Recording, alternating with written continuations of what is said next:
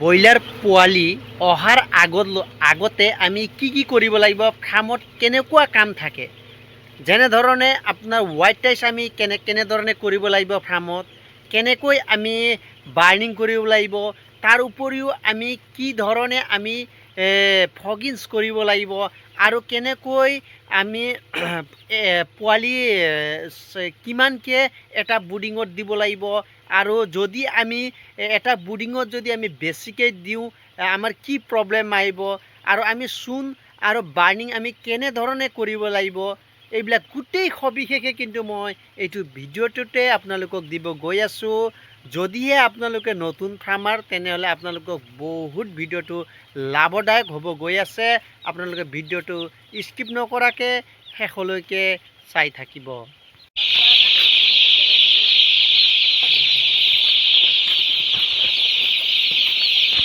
পোৱালি অহাৰ আগত আমি এনেধৰণে ফাৰ্মত ধুনীয়াকৈ বাৰ্নিং কৰিব লাগে। প্ৰিয় ফাৰ্মাৰসকল, আপোনালোকে দেখা পাইছে এনেধৰণে আমি বাৰ্নিং কৰিব লাগিব, য'ত আমি জুইৰে আমি গোটেই ফাৰ্মৰ ভেটিটো গোটেই জ্বলাই দিব লাগিব। কিয় কৈছোঁ প্ৰিয় ফাৰ্মাৰসকল, কাৰণ মাটিত যিবিলাক বীজাণু থাকে গোটেই জুয়ে মাৰি দিব। আপোনালোকে দেখা পাইছে চিলিণ্ডাৰ লগত ল'ব লাগিব, আৰু এনেধৰণে এটা নিজেও মাৰিব পাৰিব।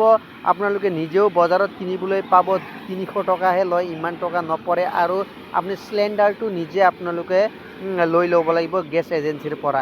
এনেদৰে আমি গোটেই টুবিলাক ভুচিবিলাক উঠোৱাৰ পিছত আমি চাফা কৰাৰ পিছত আমি এনেধৰণে গোটেই ভেটিটো আপোনালোকে দেখা পাইছে গোটেই ভেটিটো জ্বলাই পুৰি দিব লাগে। কিয় এনেধৰণে পুৰিব লাগে, এনেধৰণে পুৰিলে যিবিলাক বীজাণু গোটেইখিনি মৰি যায়। আৰু যদি আমি নকৰোঁ তেনেহ'লে আমাৰ বহুত ধৰণৰ অসুবিধা আহে, CRDৰ প্ৰব্লেম আহিব, আৰু ডাঙৰ বহুত বেমাৰ আমাৰ দেখা দিব। এনেধৰণে আমি যদি বাৰ্নিং যদি আমি নকৰোঁ, আমাৰ বহুত ডাঙৰ মানে বেমাৰৰ পৰা আমি হাত সাৰিব যিহেতু নোৱাৰিম। আমি এনেধৰণে অলপ দুটকা খৰচ কৰি হ'লেও আমি বাৰ্নিং কৰাটো অতি বাধ্যতামূলক। প্ৰিয় বন্ধুসকল, আপোনালোকে পৰাপক্ষত এইটো কাম কৰিবলৈ একেবাৰে নাপাহৰিব। এইটো আপোনালোকে নিজেও কিনিবলৈ পোৱা যায়। যদিহে আপোনালোকে কোম্পানীৰ পল্ট্ৰি ফাৰ্মিং কৰে তেনেহ'লে কোম্পানীৰ পৰা যিহেতু মানুহ আহে, কিন্তু আপোনালোকে পৰাপক্ষত তেওঁলোকক ক'ব, তেতিয়াহে তেওঁলোকে পঠিয়াই দিব মানুহবিলাক। আপোনালোকে এইটো কামটো জনাটো অতি দৰকাৰী। প্ৰিয় ফাৰ্মাৰসকল, আপোনালোকে দেখা পাইছে ধুনীয়াকৈ এনেধৰণে দাদাই মাৰি আছে, মই ধুনীয়াকৈ ভিডিঅ' বনাইছোঁ। আৰু এইটো চিলিণ্ডাৰ আপোনালোকে সৰু ইউজ কৰিব পাৰে, কিছুমানে ডাঙৰ থাকে ডাঙৰ ইউজ কৰিব পাৰে। কিয় কৈছোঁ সৰু থাকিলে আমাৰ সুবিধা হয়, ইফাল সিফাল নিয়াৰ কাৰণে বহুত ভাল এটা সুবিধা হয়। সেইটো কাৰণে মই সৰু টেংকি ইউজ কৰিছোঁ, ইমান নাযায়। মোৰ দুখন ফাৰ্ম মিলাই আপোনাৰ 3 কেজি 4 কেজিমান যিহেতু যায়, নোযোৱা নহয়, অলপ চিলিণ্ডাৰ কিন্তু গেছ অলপ যায়। এনেধৰণে দুজন মানুহ লাগিব, এটাই মাৰিব লাগিব, এটাই আপোনাৰ যোনটো টেংকিটো ইফাল সিফাল কৰি দিব লাগে, যাতে মাৰাত আমাৰ সুবিধা হয়। ইয়াৰ পিছত আমি হোৱাইট টেষ্টৰ কাম আৰম্ভ কৰিব লাগিব, যিহেতু চূণৰ কাম। এনেধৰণে আপুনি চাব পাৰিছে, এনেধৰণে গোটেই বগা কৰি দিব লাগিব, ওপৰলৈকিনো আপোনালোকে মাৰি দিব। পৰাপক্ষত আপোনালোকে ধুনীয়াকৈ এনেধৰণে বগা কৰি আপোনালোকে লেপি দিব লাগিব। এইটো দেখা পাইছে মই গোটেই চূণে হয় এইটো। এনেধৰণে মই হোৱাইট টাইচ কৰিছোঁ, চাব পাৰিছে এনেধৰণে গোটেই হোৱাইট কৰি পেলাব লাগিব। এইটো হ'লে ভিতৰত যিবিলাক গেছ থাকে গোটেই কাটি দিব। এইটো মই অলপ মানে ভিজি থাকে কাৰণে ফাৰ্মটো অলপ জিকা হৈ থকাৰ কাৰণে মই এনেধৰণে হোৱাইট টাইচ কৰিছোঁ। আপোনালোকে যদি শুকান থাকে আপোনালোকে ধুনীয়াকৈ ঝাৰুৰ লগত মাৰিলে আৰু বেষ্ট হ'ব, পানী লগাই মিলালে সেইটোহে বেষ্ট পদ্ধতি হয়। এইটো মই এনেধৰণে কৰিছোঁ, তথাপি মোৰ কোনো ধৰণৰ আজিলৈ অসুবিধা আহি পৰা নাই। আৰু এনেধৰণে আপোনালোকে সূতা লৈ মাৰি দিব, এনেধৰণে গোটেই ভালদৰে হোৱাইট টাইচ কৰিব। আপুনি যদি চূণ যদি মাৰাত যদি আপুনি খৰচ যদি কমাব বিচাৰে তেনেহ'লে আপোনালোকৰ বহুত ভুল আৰু বহুত টকা লছ হ'ব। আপোনালোকে এইটো ভুল কাম কেতিয়াও নকৰিব। প্ৰিয় ফাৰ্মাৰসকল, এনেধৰণে আমি কৰিব লাগিব।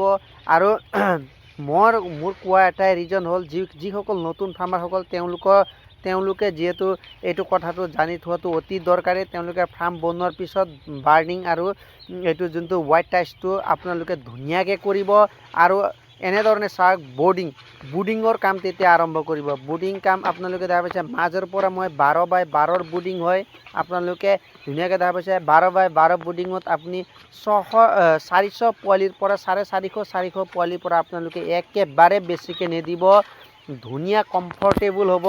হোৱাইট টাইছৰ কাম শেষ হোৱাৰ পিছত প্ৰিয় ফাৰ্মাৰসকল এনেধৰণে আপোনালোকে বুডিঙৰ কাম আৰম্ভ কৰিব। যদি আপোনালোকৰ বাঁহেৰে আছে বাঁহেৰেও বনাব পাৰিব। যদিহে আপোনাৰ বাঁহ নাই তেনেহ'লে আপোনালোকে এনেধৰণে ত্ৰিপালৰ লগতে এইটো আপোনাৰ এইটো কিন্তু কেঁচুসাৰৰ কাৰণে ইউজ কৰা এইটো হয়।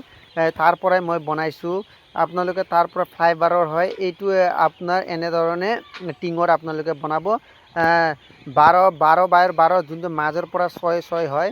এনেদৰে আপোনালোকে বুডিং বনাব। এটা বুডিঙত হিচাপ কৰি কেনে ধুনীয়াকৈ কেইটা বুডিং লাগে সেইটো হিচাপত আপোনালোকে বুডিংটো বনাব। প্ৰিয় ফাৰ্মাৰসকল আপোনালোকক যদি ভিডিঅ'বোৰ চাই ভাল লাগে তেনেহ'লে আপোনালোকে লাইক শ্বেয়াৰ ছাবস্ক্ৰাইব কৰিব আৰু আপোনালোকে মোক কমেণ্টত কৰিব আৰু কিহৰ ওপৰত ভিডিঅ' লাগিব মোক কমেণ্ট কৰিবলৈ একেবাৰে নাপাহৰিব। যদি আপোনালোকক এইটো চাব পাৰিছে এনেধৰণে আৰু গোটেই চাফ চিকুণ কৰিব লাগিব। এনেধৰণে আপোনালোকে ধুই পখালি কেনে এনেকৈ বাহিৰত থ'ব লাগিব। তাৰপিছত আমাৰ কি কাম ষ্টাৰ্ট হ'ল ভুচি দিয়া।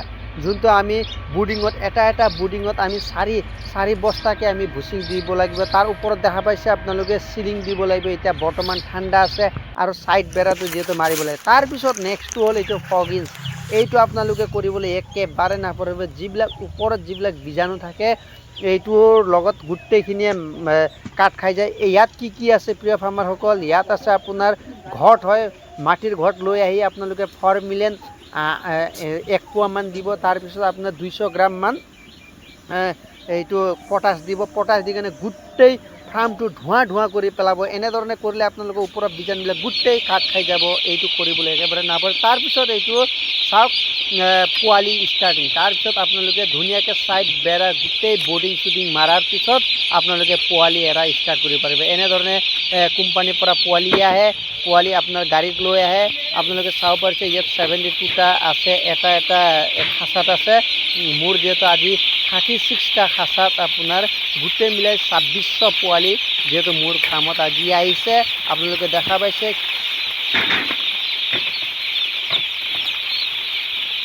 এইদৰে আপোনালোকে দেখা পাইছে ধুনীয়াকৈ আপোনালোকৰ এইটো বুডিং মেনেজমেণ্ট চাওক কি ধুনীয়া হৈ আছে। আপোনালোকে দেখা পাইছে এইটো লগতে মই চিলিণ্ডাৰ আপোনালোকে চাব পাৰে। এইটো আপোনাৰ যোনটো গেছ বৰ্ডাৰ হয় আপোনালোকে চাব পাৰিছে ইয়াত 2টা আছে। তাৰপিছত আপোনালোকে কেনেধৰণে জ্বলিছে আপোনালোকে জ্বলাটোও দেখাই দিওঁ। মুৰ্গীবিলাক কিমান কমফৰ্টেবল পাইছে চাব পাৰিছে। দেখা পাইছে এনেধৰণে জ্বলাব লাগিব। জ্বলাই কিনে আৰু এনেধৰণে চাওক ছাইড বেৰাটো এনেধৰণে মাৰিব। তাৰপিছত ধুনীয়াকৈ মই এবাৰ LED লগাইছোঁ কাৰণ মোৰ ঠাণ্ডাৰ ইমান অনুভৱ যাতে হ'ব দিয়া নাই। কাৰণ মই গোটেইখিনি কি লগাইছোঁ মই চিলিণ্ডাৰ ইউজ কৰিছোঁ। গেছ বৰ্ডাৰ মোৰ প্ৰত্যেক বেষ্টতে থাকে। আপোনালোকে চাব পাৰিছে এনেধৰণে মুৰ্গীবিলাক কমফৰ্টেবল হৈ আছে। আপোনালোকে চাই যাওক।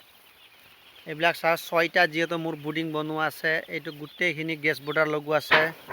আপোনালোকে চাব পাৰিছে মুৰ্গীবিলাক কি ধুনীয়া ইনটেক কৰিছে। আপোনালোকে চাব পাৰিছে কি ধুনীয়া হৈছে। 45 গ্ৰামৰ যিহেতু মুৰ্গী থাকে প্ৰথম দিয়া। আপোনালোকে চাব পাৰিছে এনেধৰণে আপোনালোকে কৰিব। কাৰণ এইটো আৰু আপোনালোকে এটা কথা সদায় লক্ষ্য কৰিব মুৰ্গীবিলাক কমফৰ্টেবল আছেনে নাই।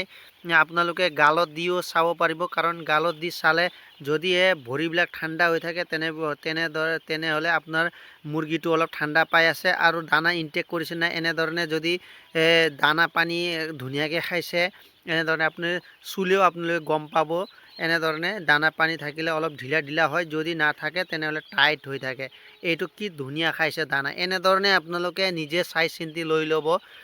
এইখিনিয়ে কৈ মই মোৰ ভিডিঅ'টো সামৰিব বিচাৰিছোঁ। প্ৰিয় ফাৰ্মাৰসকল যদি আপোনালোকক ভিডিঅ'টো চাই যদি ভাল লগা দৰে পায় তেনেহ'লে আপোনালোকে লাইক শ্বেয়াৰ ছাবস্ক্ৰাইব কৰিব একেবাৰে নাপাহৰিব। জয় হিন্দ, জয় আই অসম।